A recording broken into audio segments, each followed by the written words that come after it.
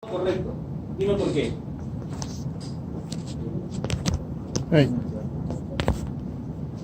Tú lo había dicho. Por la hipoxia. Está a más altura, tiene menor presión de aire dentro del pulmón y por lo tanto la frecuencia respiratoria se incrementa, pero la cantidad de oxígeno que ingresa debería ser menor. Eso es discutible.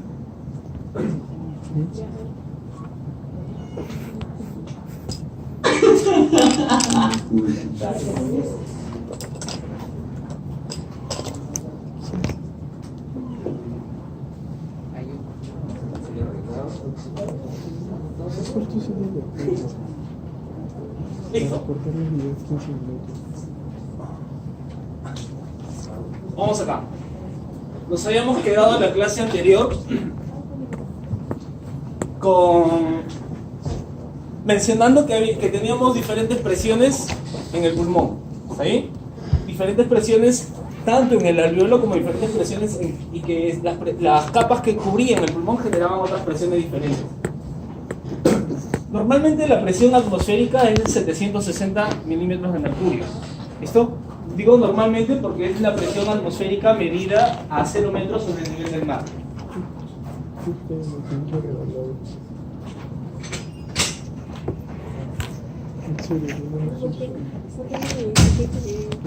¿Está bien? Esta presión, ojo, esta presión es la misma que va a ingresar cuando se habla de las vías respiratorias. Por lo tanto, esta misma presión será la que nosotros encontremos en alveolo pulmonar. ¿Está bien? Entre pleura y pleura va a existir una diferencia de presiones. Una diferencia de presiones generada por este espacio virtual, el espacio entre las pleuras, el espacio pleural. ¿Está bien? Esta diferencia entre una pleura y la otra es de 4 milímetros de mercurio. En negativo, para la pleura parietal. Por lo tanto, a ese nivel vamos a tener no 760, sino 756 milímetros de mercurio. ¿Listo? ¿Qué más? Recuerdo que habías estado observando este gráfico en el Guyton, que lo viste. Sí. Y tenías las dos tipos de presiones que habíamos mencionado, la presión alveolar y la presión pleural. ¿Está bien? Acá tenemos esta presión transpulmonar, una presión que se genera entre estos dos espacios. Y habíamos dicho que la presión alveolar iba aproximadamente desde el 0 en reposo, ojo, en reposo al final de una expiración, a -1 cuando se terminaba la inspiración, y que con este -1 teníamos un ingreso de aire de 500 mililitros. Estos 500 mililitros y este -1 ocurrían cuando el diafragma se contraía, cuando el diafragma descendía. Y con su relajación, el músculo regresaba a su posición inicial y este -1 pasaba a +1. Este +1 era suficiente para expulsar estos 500 mililitros de aire. Algo similar, pero con una diferencia de presiones, pasaba en la presión pleural. También disminuía en la inspiración y aumentaba en la expiración, pero con valores distintos. Acá vamos a tener un inicio de -5, no de 0, sino de -5. Y al final de la inspiración vamos a llegar a -7,5. ¿Sí bien? No aumenta, disminuye. Y en la expiración esto puede volver a aumentar hasta 5. De tal manera que tenemos una diferencia de presiones, una presión transpulmonar que va a ser diferente en la inspiración, va a ser mayor, y la presión transpulmonar en la expiración va a ser menor. Esto va a ser importante y fundamental para determinar la resistencia y la elasticidad del pulmón. ¿Sí? La gran familia. Veamos algo más. 1, 2, 3. 4. 4. Jesús.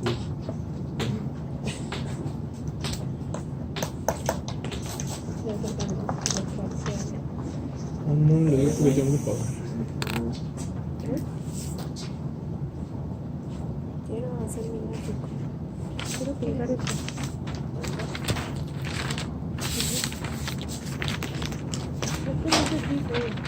En reposo, ojo, cuando el pulmón está en reposo, yo te he dicho que afuera hay 760 milímetros de mercurio, ¿listo?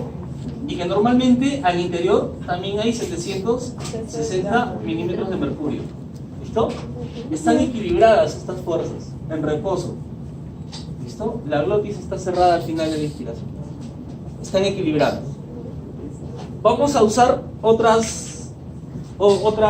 unidad de medida, ¿listo? Pero entiendes que las fuerzas están equilibradas en este momento. Vamos a utilizar ahora, vamos a decir que adentro hay 0 centímetros de agua y afuera 0 centímetros de agua. ¿Listo? Está en reposo. La presión que ejerce, la fuerza que ejerce, la presión pleural, mira, va en este sentido. ¿Está bien? Y está equilibrada con la presión que ejercen dentro del alveolo, la tensión superficial y otras fuerzas. ¿Listo? Están equilibradas. Acá tenemos el músculo diafragma. ¿Está bien? Cuando este músculo diafragma se contrae, aumenta una fuerza más a la fuerza de la presión pleural y vence la presión alveolar. Por lo tanto, el pulmón se expande e ingresa aire y la presión disminuye hasta de 0 a menos 1 centímetro de agua. ¿Listo? De nuevo. A ver. En el video. Páusalo. ¿Acá estás? No, déjalo. Que vuelve. ¿Están en equilibrio? Versión coquita. ¿Sí? Está. Mira. Acá tienes el diafragma. Eso significa que las presiones permiten la respiración. El diafragma está adherido a la pleura parietal. ¿Está bien? Cuando respiras, el diafragma se contrae Desciende. y por lo tanto desciende. Es una fuerza que jala hacia la caja torácica, hacia abajo, para que se expanda. Como desciende, se aumenta una fuerza a esta fuerza, a la fuerza de la presión pleural que busca expandir el pulmón. ¿Listo? Si sumas, quieres hacerlo matemático, presión pleural, estábamos igual a la presión alveolar. ¿Listo? Ahora se ha sumado a la presión pleural la fuerza de contracción del diafragma. ¿Listo? Y ya no va a ser igual, ahora va a ser mayor que la presión alveolar. ¿Está bien? Esta diferencia hace que se expanda. ¿Y cuánto es esta diferencia? Menos 1 centímetro de agua. Ahora, ¿qué va a pasar? Pues este pulmón, este diafragma, se va a relajar. ¿Listo? Esta relajación va a sumarle una fuerza en este sentido. Es decir, ya no vamos a estar acá en inspiración, vamos a estar en expiración, y esto va a ser de la siguiente manera: la presión pleural, de este lado la presión alveolar, pero más la fuerza de relajación del diafragma. ¿Y esto cuánto es?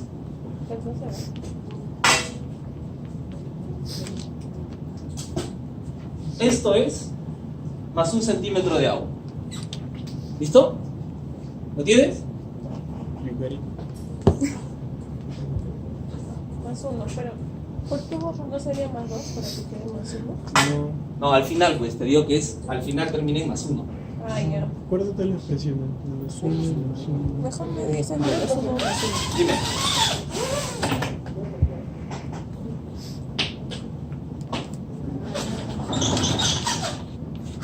Ya lo borro ya. Lo que te había explicado, no sé si te lo había explicado a ti o a otro grupo. Creo que era otro grupo. Sí, pero viene nuestra pasita. Sí, pero... ¿Cuál? Esto no viene en tu pasito. La anterior. Ah, la anterior, sí, no, esto. Menos 1 más 1. Ah, James, atiende. Imagínate que estás por el barrio de James. Ah, sí. ¿No? ¿Hasta dónde vive? Más arriba todavía.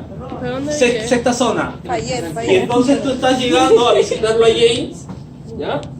Y como estás en ese barrio y no te conoce, James no sabe que llegabas, no te ha mandado a la gente para que te cuide, te pretenden robar tu celular. ¿Listo? Ya. Y como tú, no quiero decir tu nombre, no te voy a mirar tampoco, tienes fotos de esas raras en tu celular, no quieres que se lo lleve. Ya. Entonces vas a cuidar ese celular con tu vida, ¿listo? Así es, ¿ya? Es más, le vas a pedir permiso al choro para sacar tu tarjeta de memoria antes que se lleve tu celular. ¿Listo? Pero en fin, en esa resistencia que tú opones, desgraciadamente, para llevarse tu celular, te acuchilla. Y como el delincuente había estudiado anatomía, sabía que entre la cuarta y la quinta costilla es donde debía ejercer la puñalada. Cuarta y tercera costilla. Cuarta y quinta. Cuarta y quinta, ya sabes. Un momento, mi llave. Ahí está el cuchillo, me. Pelador de papa, pues. Entonces, como él sabía, morfo 1 y morfo 2 a cuchillo entre cuarta y quinta costilla. ¿No? ¿Por qué? Porque él sabía que cuando existe integridad en tus pleuras, las presiones pulmonares o alveolares están equilibradas con las presiones pleurales. ¿Listo? Está en equilibrio. Pero si él rompe esta membrana, la presión atmosférica va a ingresar de tal manera que va a colapsar a este pulmón. ¿Listo? Y a eso lo conocemos como neumotórax. ¿Está bien? Va a colapsar ese pulmón. Nunca lo va a colapsar totalmente, porque primero van a colapsar las vías antes del pulmón. Pero eso ya es otra historia. Pero específicamente entre la cuarta y la quinta. No, entre cualquiera. Era un ejemplo. Sí. ¿Por qué quieres saber eso? ¿Estás preguntando por qué? En el pasito entre la tercera y cuarta, me pregunto. No te voy a tomar sobre ya. Vamos sobre la ¿Qué hematosis. espacio intercostal? La hematosis principalmente, ojo, principalmente es intercambio de gases. ¿Está bien? Es intercambio de gases que se produce en el organismo, intercambio a nivel alveolar y intercambio a nivel de los tejidos. Ojo, es una forma sencilla de decirlo, pero tienes que tener en cuenta que para que este intercambio suceda, hay muchos factores que intervienen. ¿Listo? Hay muchos factores. Entonces, cuando yo te pregunte qué es hematosis, ahora, universitario, de la UPN, no vas a decir intercambio de gases, profesor. Puedes empezar por ahí, pero de ahí tienes que explayarte. ¿Listo? Otra de sus funciones del aparato respiratorio, el control del equilibrio ácido-base del organismo. ¿Listo? Esto también a partir de los gases presentes en la ventilación. Y otras funciones, bueno, teníamos acá en las mucosas respiratorias algunas masas de tejido linfoide que tenían presencia de células del sistema inmune y que ejercían la función de inmunidad. ¿Listo? Como ¿qué más? Vamos a tener además una secreción mucosa que va a ayudar a filtrar la respiración. ¿Sí recuerdas? Sí recuerdas cuando eras chiquito, ¿verdad? Y tenías tu moquito y te lo comías. No, bajara. Llorabas. Cuando llorabas. Ya está. Si te traigo recuerdos, en la nostalgia, todos se han comido sus mocos. Ay, todos. Cuando lloraba. Ay, lloro de chiquillos. Ah, eso sí. Pero comerme las moscas. Esto es simplemente para que recuerdes la clase pasada, ¿está bien? Vías aéreas, empieza a anotarlas para pasar rápido, por favor. Esto es Laringe. Laringe. Junior, genial. Laringe. ¿Qué es laringe? Tráquea, bronquios, Listo, genial. Mira, los alveolos, sacos alveolares, ¿está bien? Los capilares, y acá supuestamente está ocurriendo este intercambio. Por vía aérea, al alveolo, al saco alveolar, le va a llegar aire, mientras que por los capilares vamos a tener Oxígeno y sodio. sangre. ¿Listo? Sangre llevando también gases. ¿Recuerdas la membrana respiratoria? Sí, La membrana respiratoria estaba conformada Por el espacio. por la membrana del alveolo, que era básicamente la célula Neumocito Uno. 1. neumocito tipo 1. Tipo ¿Listo? uno. O célula 1. ¿Listo? Teníamos este espacio. Observa este espacio. El espacio servicial. Espacio intersticial. ¿Listo? Intersticial. Entre el capilar y entre el alveolo. ¿Recuerdas cuánto medía ese espacio? No, porque no. 0.5. 0.5. ¿Qué tiene? Micrómetro. Micrómetros. 0.5 micras. ¿Está bien? Y teníamos esta otra membrana. La membrana del capilar. ¿Listo? Entre estas membranas iba a haber difusión de gases en uno u otro sentido. ¿Listo? ¿Qué va a pasar? Básicamente el intercambio gaseoso a nivel alveolar se va a dar acá. Se va a dar entre estas dos membranas. Tú lo dibujas de nuevo. Vamos a tener el paso de oxígeno del saco alveolar hacia el capilar y vamos a tener el CO2 hacia el alveolo. ¿De qué depende este paso? ¿De qué dependen las direcciones? De la gradiente de concentración. Depende de la gradiente de concentración. ¿Qué más? Expresión. ¿Qué más podría afectar? Sí, factores, pero ¿cómo? La hemoglobina. La hemoglobina. Ya, podría, la cantidad de gases que La tenemos. presencia de protones. La presencia de protones. ¿Qué más? La superficie, ya. La superficie de estas membranas. ¿Qué más? Pero mira, sencillo. Piensa en, estos son los componentes. ¿Listo? Los componentes están las membranas, el espacio, los gases que van a intercambiarse. ¿Qué pasaría si empieza a incrementarse la cantidad de líquido entre este espacio intersticial? Y esta membrana se hace más ancha. ¿Se dificultaría o no? Sí. Sí. ¿Sí? Estaríamos ante como esa acumulación de líquido en espacios intersticiales, estaríamos frente a un edema pulmonar. ¿Listo? Al ser un espacio más amplio, pues habría mayor dificultad de difusión. Yo te digo, pasa de este lado de la universidad al otro lado de la universidad y en medio ese pasillo es agua. ¿Listo? Tú tienes que bajar, ni siquiera nadar, lo cruzas, subes y ya estás al otro lado. Pero ¿qué pasa si yo te pongo una piscina de 200 metros? Nada. Nada. Nada, pero ¿te toma más tiempo, sí o no? Sí. ¿Más esfuerzo, sí o no? Sí. ¿Más cantidad de ATP? Ujú. Listo. Muy rico, Pues sí. algo así pasa con este espacio intersticial y el líquido intersticial cuando hay un edema pulmonar. Cuando pasa esta, ojo, cuando pasa estas 0.5 micras en el espesor de la membrana intersticial a nivel pulmonar, estamos hablando de un edema pulmonar. ¿Listo? Interesante. Eso puede interferir. ¿Qué otra cosa puede interferir? La concentración de gases que tenemos a cada lado. Lo que estaba mencionando Pierina. Esta concentración de gases va a generar una presión de gases.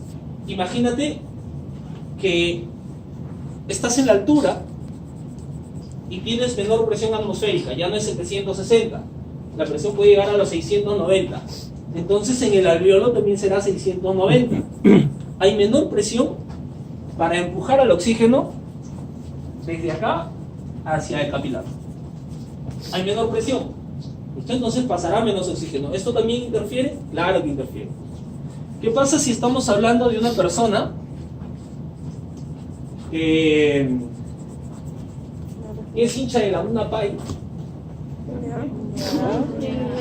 ¿Y ya? ¿No sabes? No sé qué es la Es un ¿O tú estás perdida? Ya, ¿qué pasa si estamos con una persona que está muy expuesta a humos ambientales? ¿Listo? Y ha empezado a generar fibrosis a nivel de los pulmones. Y este neumocito en este alveolo, ¿sí? Ha empezado a fibrosarse. Es decir, esta membrana ya no es tan elástica, ya no es permeable, no va a permitir el paso de gases. ¿Está bien? Esto también puede afectar a este intercambio gaseoso a nivel alveolar. ¿Listo? Y así pueden haber otros factores. Mira. Esto es clásico para pregunta de examen. Clásico. Tienes que entenderlo, no memorizártelo. Entiéndelo. ¿Por qué? Porque no te lo voy a preguntar. Son factores. Te puedo poner un caso, ¿ya? Y que tú interpretes a partir de este caso qué es. ¿Qué factores determinan la difusión de un gas a través de la membrana respiratoria? Primero, el espesor de la membrana. Lo que te mencioné cuando te hablaba del edema pulmonar. Oye, el niño no te hacían poner en el primario. ¿Listo? ¿Qué otras cosas pueden determinar esa difusión de gases? La superficie de la membrana. Por ejemplo, empiezan a morirse estos neumocitos, empiezan a fibrosarse. ¿Listo? Esto va a ocasionar también cambios en la capacidad de difusión de esta membrana. ¿Qué otra cosa? El gradiente de presión entre dos lados de la membrana. A mayor altitud, o cuando hay una acidemia, una alcalemia. El coeficiente de difusión de los gases, la ley de Fick, de ahí te la repasas. Ojo, a eso te mencioné yo. Te apunto acá. Ley de Fick.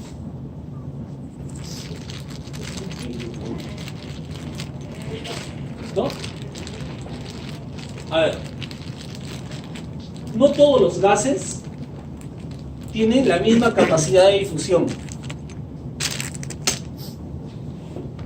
No todos los gases tienen la misma velocidad de difusión. Hay algunos gases que difunden con mucha facilidad y por lo tanto para hacer pasar de una membrana a otra, pues no necesitan mucha presión. Y este es el caso del CO2. El CO2 difunde muy fácil de una membrana a otra. Básicamente depende de la concentración de este gas y pasa muy rápido. El oxígeno demora un poco más. El oxígeno necesita más presión, su difusión es más lenta. Tal es así que el CO2 pasa 20 veces más rápido que el oxígeno. ¿Listo? La velocidad de difusión del CO2 es 20 veces más rápido que la del oxígeno. Ahora, esta es la ley de Henry. ¿Cuál es la ley de Henry sobre los gases?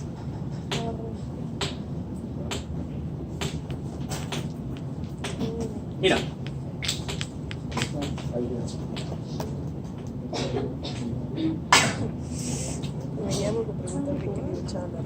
En la atmósfera, ¿a qué presión estábamos? 760.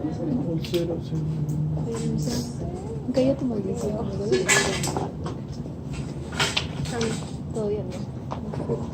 Pero siempre te... Es que comiendo. ¿Con qué cabeza se mueve? Claro, no con melón y ella fue papaya. Ahora dime, 760. ¿Pero qué gases tenemos en la atmósfera? Nitrógeno. En mayor cantidad. En mayor cantidad. ¿Qué otro gas? Oxígeno. Oxígeno. ¿Qué otro gas? CO2. Vamos a ponerle y otro. ¿No? Ahora, la ley de Henry dice que las presiones parciales de los gases van a ser igual a la presión total de la mezcla. ¿Listo? Estamos hablando de la presión atmosférica y estamos hablando de que tiene 760 milímetros de mercurio de presión. Pues la suma de las presiones parciales del nitrógeno, la presión parcial del oxígeno, la presión parcial del CO2 y la presión parcial de los otros gases tendrá que sumar 760. ¿Por qué nos sirve esto?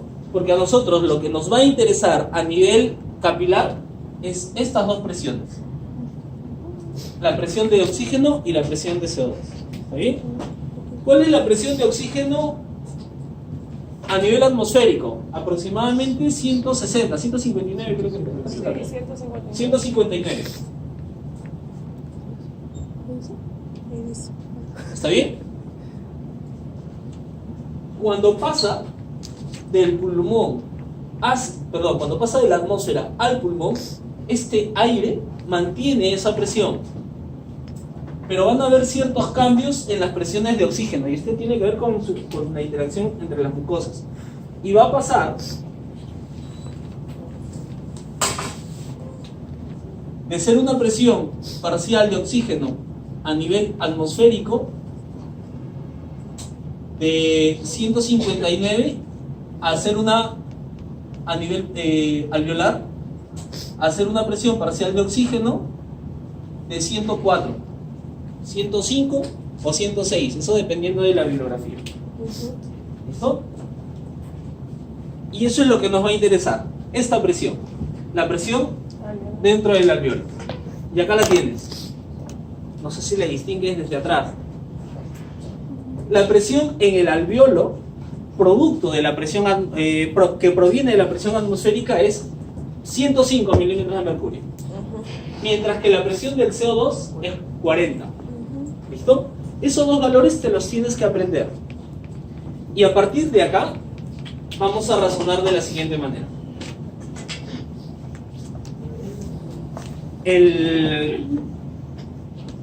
Parte de la circulación tiene el sentido de retorno venoso.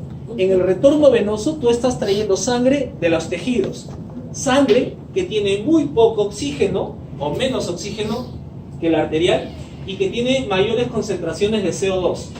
¿Está bien? ¿De cuánto es esta sangre? Este oxígeno, que acá es 105, 40. y CO2 que es 40, acá, cuando estamos recogiéndolos de los tejidos, vamos a tener una presión de oxígeno de 40 y una presión de CO2 de 46. ¿Está bien? ¿Por qué? Porque acá hay mayor concentración de CO2, ha pasado esta concentración de CO2, ha incrementado las concentraciones en el capilar venoso, esto incrementa la presión a 46. El oxígeno se ha quedado en este capilar y en el tejido, y en el capilar solamente tenemos 40.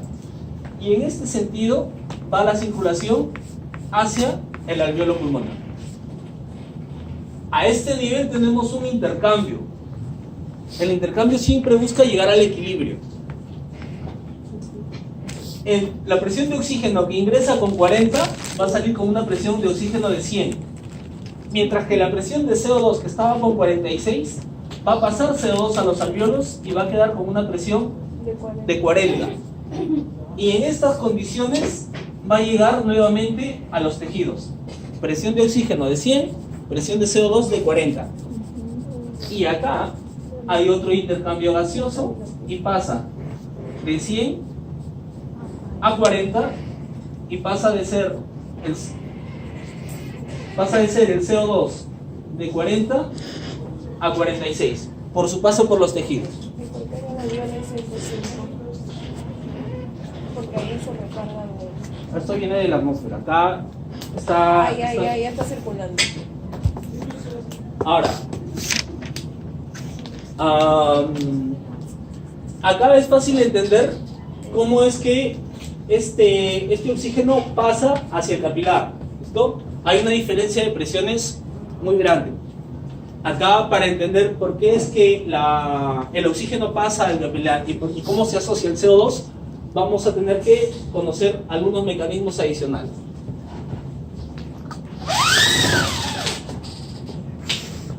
Vamos acá. Mira, tienes que saber cómo viaja el oxígeno. El oxígeno viaja en la sangre, sí, pero ¿cómo? Principalmente asociado a la hemoglobina, formando oxihemoglobina.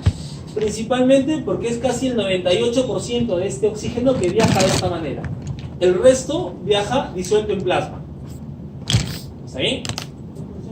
Mira, se dice que 1 gramo de hemoglobina es capaz de combinarse con 1.34 mililitros de oxígeno. Entonces, ¿cuánto oxígeno transportará toda tu hemoglobina corporal? 4 por 94. ¿Cuánta hemoglobina tienes? De 12, 14. Yo tengo De 12 a 13. 13. A ver, dime, ¿cuál es tu hemoglobina? Varón. 13. La mía es 12.5. tengo 12 puntos. Urmachea quiere que le diga, mira, ¿cuánto es tu hemoglobina? La mía, 12.5. 12.5. 12.5 ¿qué? No sé, así le dicen. ¿Y las unidades? Unidades de la hemoglobina. Milímetros de mercurio. No, Milímetros de mercurio es expresión. No, mililitros, ¿no? mililitros. Gramos, Ah, gramos por decilitros, era. decilitros. Es decir, 12 gramos por cada cuánto qué? Por cada litro. Por cada 10 litros. Por cada 100 litros. No hay problema. Es 0.2. Las unidades. Esto significa que hay 12,5 gramos por cada 100 mililitros de sangre. ¿Listo? Ahora, ya Ormachea puede ser capaz de determinar cuánto oxígeno es capaz de transportar su hemoglobina. Regla de... Ojo, esto que te estoy diciendo, este cálculo de cuánto hemoglobina puedes transportar, acá está sencillo. Calculas tu volumen